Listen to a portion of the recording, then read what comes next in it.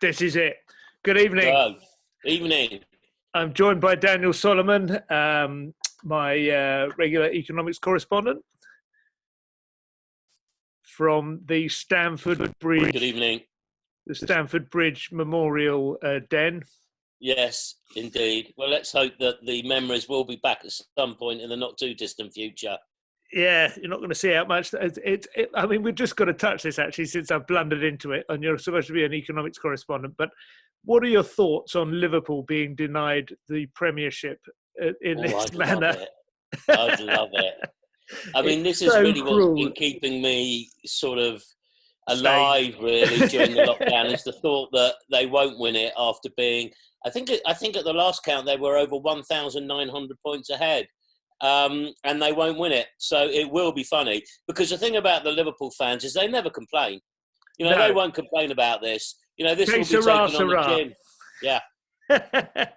It is incredibly. They have never won the Premiership, right? Is that right? They've never won the Premier League. They've won the top tier. Yeah. They were the joint top winners of what was the old First Division, weren't they? Well, they were the leading winners of the old First Division, and then Man United kept on winning the Premier League, and I think we've gone ahead of them by one. But I'm not sure. I tend to ignore both of them, really. But it really does feel like a curse, doesn't it? Like a proper old school gypsy curse. That. Yeah, absolutely. Absolutely. To come this close, they get that close, and then there's a global pandemic. I mean, the questions are going to be asked. Maybe they should just forget about them. Yeah. What would happen if it comes to us? I mean, at the moment, there's not very much chance, is there? What could they do? Play all the games on a sequence of weekdays or something? Yeah, they could do. I mean, I think UEFA are talking about trying to get it finished by the end of June. Most teams have got 9 games left. I'm not sure how they're going to do it. I think they might try, though. But who knows? I mean, it's in camera. They've done that before, haven't they? I remember they played in Galatasaray without a crowd. Yeah. England played the European Championship qualifier without a crowd against Croatia at the end last year, which is quite funny actually, because just on this story, you could actually, obviously, being no crowd, you could hear what the players were saying on the pitch, and it was quite funny because Henderson, who's a Geordie, was going up to the Croatians. I probably couldn't speak Geordie and go, "You're a fucking cunt, you are." And it was pretty choice, some of the language. Earthy, bit spicy. Yeah, spicy. Yeah. So economics. Last time we talked about oil dipping below zero, and how there were oil tankers roaming the world like the Flying Dutchman of the modern era, and with no home to go to, and scallywags roaming the street, filling up your moped with petrol when you weren't looking, and so on, to get it off their hands. That's right. What do we got today? What's the current? I mean, I've seen Goldman Sachs assessments of the Q2 decline in GDP.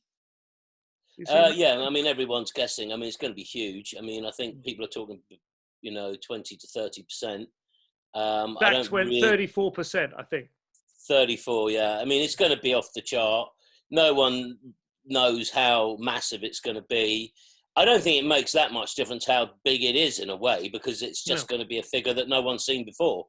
So I think it's how it comes back that now is, what people are focusing on. I think people know it's going to be huge and are just going to take that number. Now, when we had the banking crisis, what they apparently have been calling the Great Recession, capital G, capital R, ever since, although I didn't realise that until recently. Perhaps that's an American thing. But 2008, 2009, one of the things that happened immediately, famously, was Gordon Brown stepped in and sort of galvanised the entire international banking community and all the chancellors and all the great treasuries and federal banks. And they had a unified response. I haven't seen much discussion along those lines on this occasion. Well, because, I mean, the global trade was already starting to fall apart, especially between America and China before this. So, and especially with the coronavirus itself, with blame now being attributed to China, rightly or wrongly, by not only America but other countries.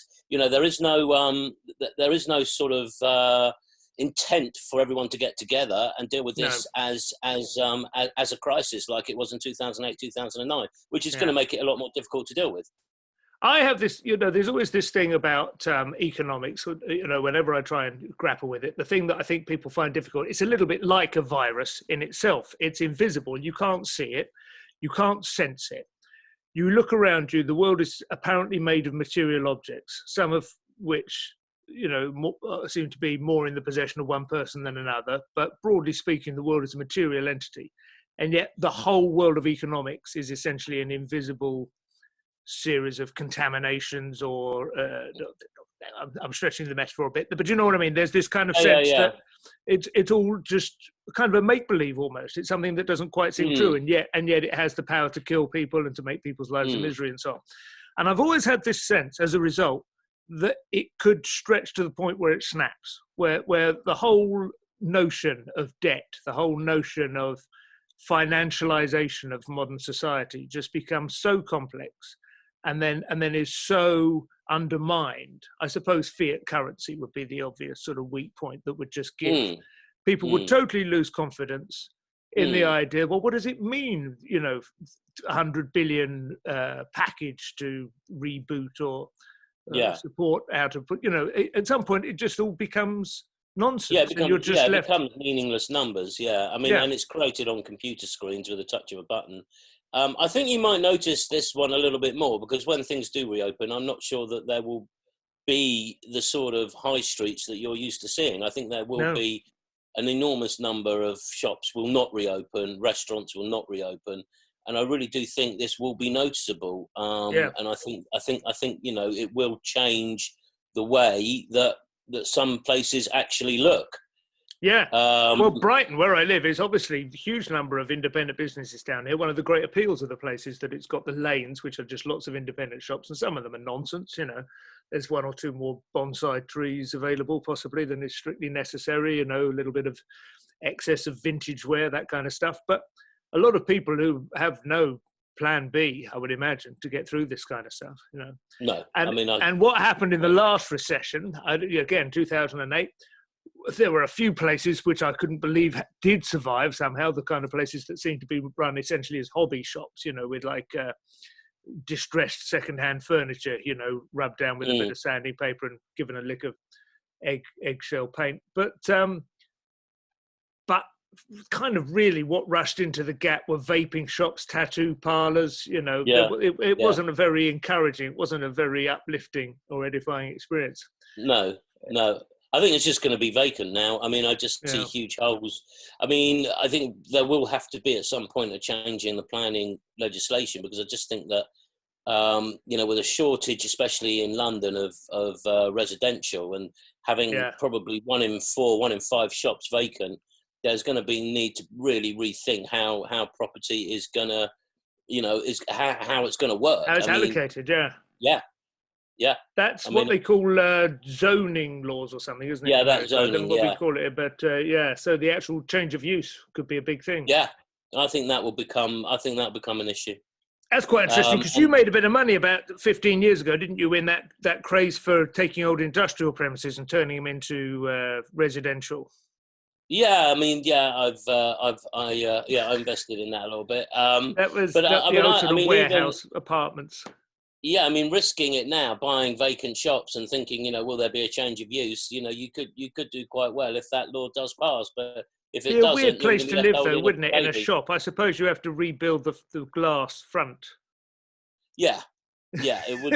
But, I mean, retail was struggling before this. I mean, because of the internet and Amazon and everything else. I mean, now it's decimated, and are people going to want to walk down their high streets and see boarded up shops? Permanently, which I think will probably be the most likely outcome of what's happening. Yeah. So you think it will be a question of buying up? I mean, the advantage with your warehouse conversions is you cut a single deal. You buy a warehouse, you get change of use, you install some lifts and change the plumbing around a little bit, but it's basically a single unit refurb, isn't it? Whereas a series of shops, I mean, if it's a shop that was previously, a patisserie or something, and now you want to change it back into a private dwelling, it's no more. Do you know what I mean? That you can't like buy a whole. Have you got one of those invasions that make these things so Yeah, famous? I've just got a wife saying goodnight with a cat. I was going to say something else, but I'll call it a cat. Yeah, you've got to buy a shop, and then you've got to refurb. You've got to rebuild it. Quite a significant refurb to change it back into a private dwelling. Yeah, and then it's still only going to be worth as much as a private dwelling is. Yeah. In a more normal residential street. Yeah. And they're already going to be loads of those for sale because people will have gone bankrupt and can't pay their mortgage, and they're going to be fire sales anyway. Well, that's true. See what I mean? Yes. It's going to be it's not an obvious like carpetbagger's dream, is it? To swoop into a high street and do all these places up. But there will have to be a rethink of how high streets work. They are no longer the centre of. You go to a lot of them. First of all, they all look the same with the same shops. Yeah. Now they look even more like the same. They're going to look the same with no shops. So I mean, yeah. The same. I think that's going to be a real challenge actually. In order to to reinvigorate high streets is going to become quite an important issue. I think. I mean, we've long discussed. I still think rewilding is the solution. Yeah, I agree. I mean, big cats in Oxford Street, that sort of thing. Yeah, keep people on their toes. Packs of large predators, wolves, I guess. Wolves fit. Wolves would be good. Big cats have the glamour, but to be honest, it's not really a big cat. It's been the climate. I know will change gradually, but I still think we're more in wolf territory here, really. I mean, I like the big cat because of its sort of ability to hide and really scare people. I mean, the wolf, it's more a case of outrunning the wolf. Running down Oxford Street and it catches you, halfway down Regent Street and you're mauled. You got warning. But if some tiger jumps out of you from the top of a post box. Walking down Audley, it's all over very quickly. That's more interesting. Wolves actually hunt in a very similar way to humans. Traditionally, human sort of primitive hunters. They hunt to exhaustion, don't they? I think they track their prey until they demoralise them, basically. Yeah. The kind of they just think grind of a football them down. metaphor, but yeah. Yeah, it's a grinding down until they go, all right, I've had enough. Yeah, I've had enough. Just have it. Whereas the big cat form, that's true. Yeah, the black mamba is also an interesting species to introduce as well because it can hide in the gutters and it can just spring out at you one bite and that's it. I mean, I'd quite like to see that as well introduced. To be honest, the thing is, you've got to be careful if you introduce black. Was it black mamba? Yeah, the mamba family. The mamba family. Yeah. That's not a dance, is it? I get confused. No, that's the mambo. Mambo, yeah. Yeah. And then the crate, that's another good one. Yeah, right? I like that one. Yeah. Yeah, quite small. Yeah, that's quite evil. And then the larger, more constricting sort of snakes as well. Yeah. But if you get those, and then you get the jaguar and the pat, you might get some kind of unintended disharmony between the different species. Do you want to see? Yeah. Yeah, if you just rewild and let things come, first of all, you notice there's foxes and then... Yeah. No, you're right. And then nature will take its own course and it'll be more of a natural rewilding. Although I would like to see jellyfish in the swimming pools, especially, especially the box jellyfish and the Lidos. I think that would really spice things up. Or in the serpentine. Yeah. Yeah. Then for comic relief, David Walliams could swim the end to end of the serpentine. And try and avoid a lethal stung. Yeah. We got some. There's fine ideas. I mean, we have moved. You're absolutely right. I think reinvigorating the high street. As with a lot of things, when you get a pandemic or whether you get any crisis, it's rare that new problems actually emerge which had not been noticed. It's much more to do with us kind of having to confront stuff we've been sweeping under the carpet for decades, isn't it? Oh yeah, I mean retail was there was collapsing anyway because of the internet anyway.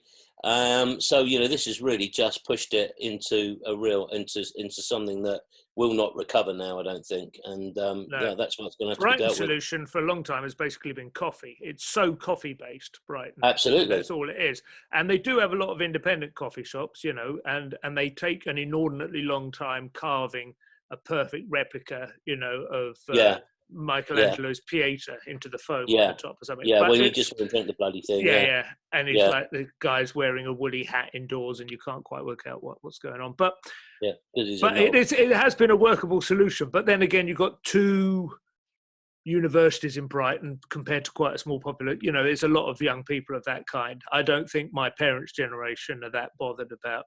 You know, they're too comfortable with Costa. Yeah, exactly. I mean, got an aging population.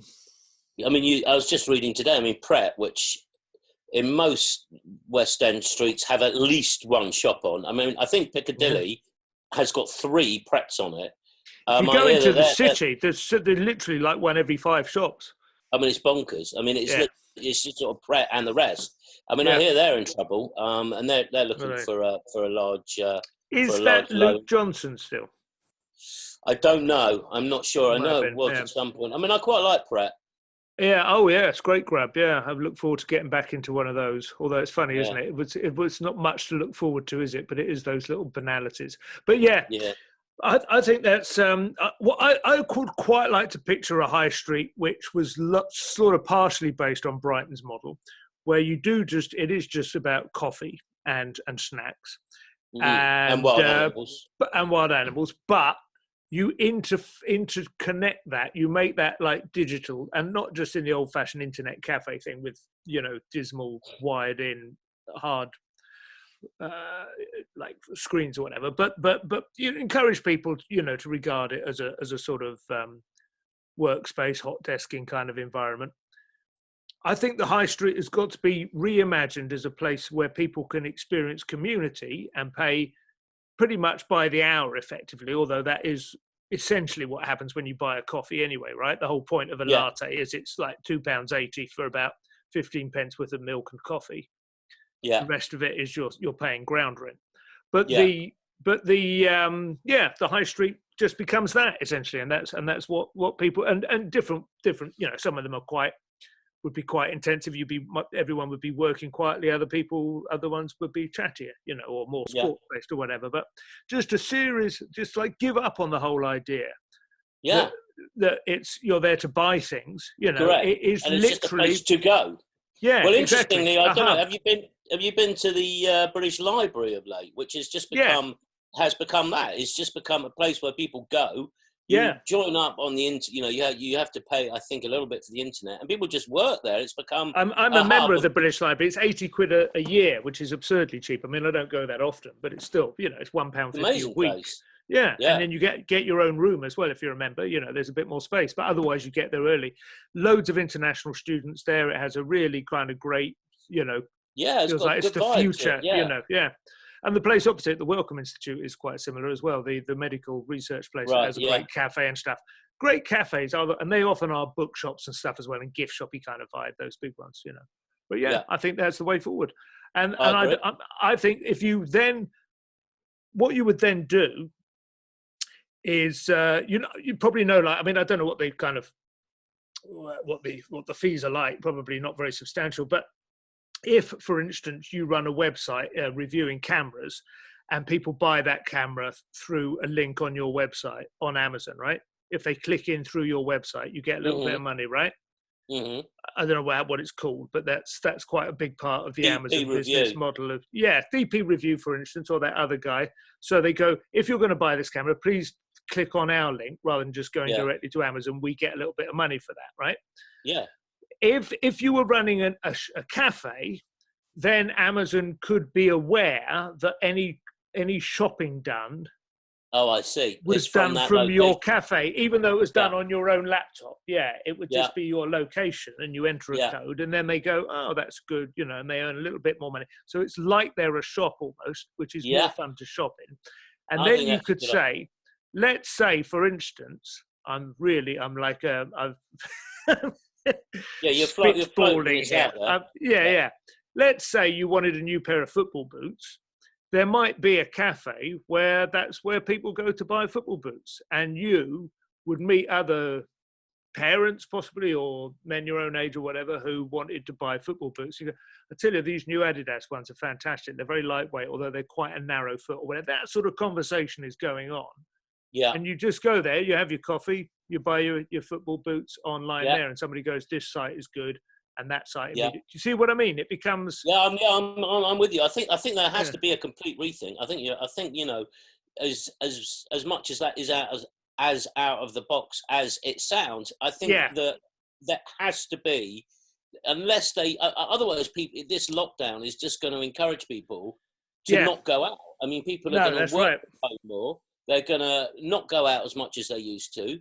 And it's going to turn cities into. And also, you know what else? Of course, in those cafes, the internet cafes, you take your own laptop in. They provide you with a mug straight out of a dishwasher, nice and clean, with coffee, and that's it, right? And an N95 mask. Yeah, well, you could wear masks. I mean, the Singaporeans or whatever, they've got quite used to drinking coffee through masks. But my comparison is, let's say you go to Boots. How many things do you pick up and put back on the shelf before you finally get? Do you know what I mean? Yeah. I think that's probably the single biggest transmission vector for the virus at the moment. In my life, it's shopping. Shopping's the only time. I do two things, right? I live in my house. There's no virus in here at the moment, as far as we know. There's nobody ill in the house. The two places I go out are to Tesco's or whatever, and then I go out walking the dog. Well, I mean, it used to be probably the most high risk of infection I was at was following the dog up the seafront, as it were, with a plastic bag. But that is a relatively low risk function now. Because dogs are not vectors. So there's it's picking up a jar of peanut butter in Tesco that somebody else has picked up and then put down again. Yeah, I think you've got to have the rule now. You pick it up, you buy it. I mean, never mind you buy it, you touch it, you buy it. Or you get taken out the back. I think really that's what might happen. You breathe in the aisle, you've bought it. Yeah, that's it. It's all over. But no, things will. I think things will change, and be interesting to see how many places do open, and what we're left with after all this ends. We'll end with that. The famous line from the leopard: "If things are going to stay the same, then things are going to have to change." That's it. I couldn't put it better myself. In a nutshell. The leopard, rewild into Guildford High Street. Yeah. I've heard of the leopard. It's a book, right? It's a book written by a Sicilian aristocrat about the Risorgimento, the coming of Garibaldi, the end of the great families and the sort of reunification of Italy. It's a fantastic book. Strangely heady and intoxicating. Yeah, it's wonderful. Makes a good sort of antecedent of The Godfather as well, if you want to understand Sicilian familial Sicilian politics and structures, power structures. Yeah. Okay, fella. An absolute pleasure as always. And you too. You have a good one, and I'll speak to you soon. Laters.